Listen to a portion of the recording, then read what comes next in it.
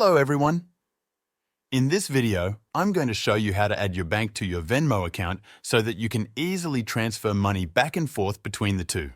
For your convenience, you can sign up to Venmo account using the link in the description. Let's get started.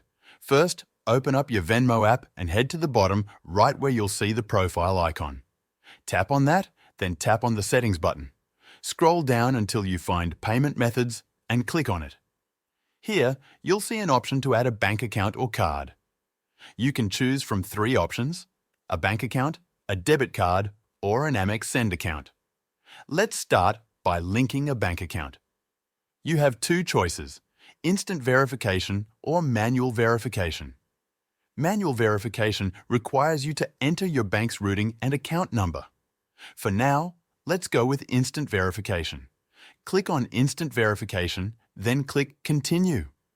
Venmo uses Plaid to connect your bank account, so go ahead and tap Continue. Now, select your bank from the list.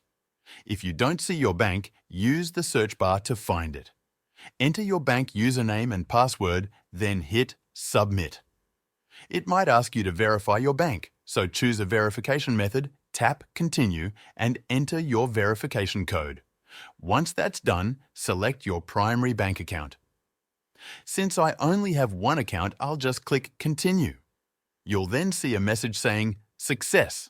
Your account has been successfully linked to Venmo. Tap Continue again, and your bank account is now added to Venmo. If you want to add a debit card, tap Add a bank or card and select Card. This is simple.